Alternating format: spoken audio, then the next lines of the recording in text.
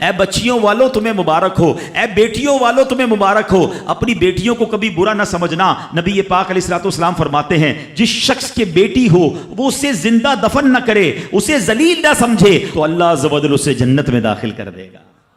ایک اور جگہ نبی پاک فرماتے ہیں اللہ اکبر، یہ حدیث تو میں کہتا ہوں ختم ہے نا، اس کے بعد الفاظ ہی نہیں بچتے۔ بہت ساری بیٹیوں کی فضیلت کی حدیث ہے، مگر یہ حدیث ادھر جا کے لگتی ہے، دل کو چھو لیتی ہے۔ سنو تو صحیح اس کے الفاظ کیا ہیں۔ اللہ کے نبی فرماتے ہیں بیٹیوں کو برا مت کہو، میں بھی بیٹیوں والا ہوں۔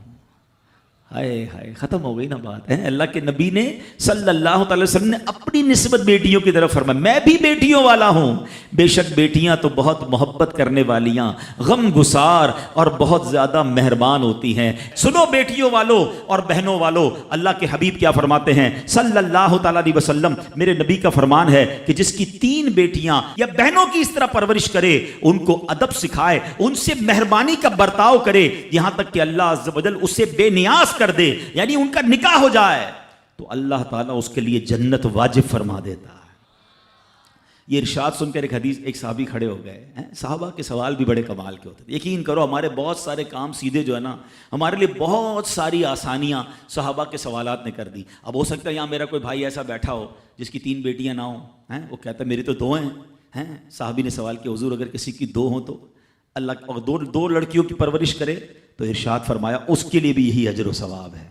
راوی فرماتے ہیں یہاں تک کہ اگر ایک بیٹی کا بھی لوگ ذکر کرتے تو نبی پاک اس کے بارے میں یہی فرماتے۔ مگر ایک روایت اور بھی موجود ہے کہ ایک صحابی نے کھڑے ہو کر کہا حضور اگر کسی کی 1 بیٹی ہو، اللہ کے نبی نے فرمایا 1 بیٹی ہو تو بھی جنت واجب ہو جاتی ہے۔ بیٹیوں پر شکایت، بیٹیوں پر منہ چڑھاتے ہو، بیٹیوں پر لڑائی کرتے ہو، اللہ اکبر، یہ تو جنت میں جانے کا ٹکٹ ہے۔ تو اپنی بیٹیوں سے پیار کریں۔ اور باپ جتنے بیٹھے نا، مجھے پتا ہے وہ میری بات کی تائید کریں گے، شاید پیدائش پہ منہ چڑھایا ہوگا کسی نے، لیکن آج بھی باپ سے زیادہ کلوز بیٹی ہی ہوتی ہے۔ پیار وہ باپ سے بیٹی ہی کرتی ہے، گھر جاؤ تو بیٹی باپ کا انتظار زیادہ کرتی ہے۔ اور اسلام عورتوں کے حقوق کی شاندار انداز سے بیان کرتا ہے۔ اللہ کے نبی علیہ الصلوۃ والسلام فرماتے ہیں جب کسی کے ہاں لڑکی پیدا ہوتی ہے، سنو، گھر پہ مہمان آئے تو اچھا لگتا ہے نا، اور کوئی بڑا اہم مہمان آ جائے، کوئی بڑے بزرگ آ جائیں تو کتنا خوش ہو جاتے ہیں آپ۔ کئی ایسے بزرگ ہوں گے، کئی ایسے علماء ہوں گے، کوئی ایسی شخصیت ضرور ہوگی جس کو آپ اپنے گھر بلانا چاہتے ہوں گے، مگر آپ سوچتے ہوں گے یار وہ میرے گھر کیسے آئے گا، بہت بڑا آدمی ہے، بڑا مصروف شخص ہے، پسند تو مجھے بہت ہے مگر میں گھر نہیں بلا سکتا۔ سنو، جب تمہارے گھر بیٹی آتی ہے تو پتہ ہے کون مہمان آتا ہے؟ اللہ کے نبی فرماتے ہیں جب کسی کے ہاں لڑکی پیدا ہوتی ہے تو اللہ عز و جل فرشتوں کو گھر بھیجتا ہے۔ ہاں، آپ کے گھر فرشتے آتے ہیں اور کیا کہتے ہیں؟ فرشتے آ کر کہتے ہیں اے گھر والوں تم پر سلامتی ہو۔ پھر فرشتے اس بچی کو اپنے پروں کے سائے میں لیتے ہیں، اس کے سر پر ہاتھ پھیرتے ہوئے کہتے ہیں یہ کمزور سی جان ہے جو ایک کمزور جان سے پیدا ہوئی ہے، جو شخص اس کمزور جان کی پرورش کی ذمہ داری لے گا تو قیامت تک مدد خدا اس کے شامل حال رہے گی۔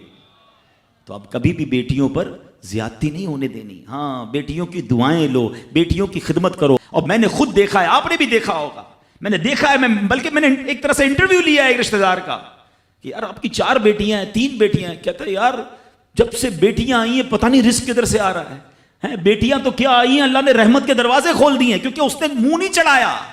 کچھ ہوں گے ایسے بیٹیوں والے جن کا ہاتھ تنگ ہوگا، تو غور کرو جب بیٹی ہوئی تھی تو شکر کیا تھا یا شکوہ کیا تھا؟ اللہ نے تو بھیجی تھی رحمت تمہارے گھر پہ، تم نے اس وقت بھی اللہ کو ناراض کیا، بیوی کو گالیاں دی، ہنگامہ کیا، اب کہتے ہو رحمت نہیں آ رہی۔ تم نے تو کتنی ناشکری کر لی۔ اگر تم سجدہ شکر ادا کرتے، اللہ کی بارگاہ میں رضا راضی رہتے، اللہ بیٹیاں تو دیتا مگر تم پر رحمت کے اور دروازے بھی کھول دیتا۔ اور ہم نے دیکھا ہے لوگوں کے رزق کو بڑھتے ہوئے۔ تو کبھی بیٹی کی پیدائش پر آپ نے منہ نہیں چڑھانا ہے، ہاں، نہ اپنی زوجہ کو تانے دینے ہیں، اور بیٹیوں کا خیال رکھیں، بہنوں کا خیال رکھیں۔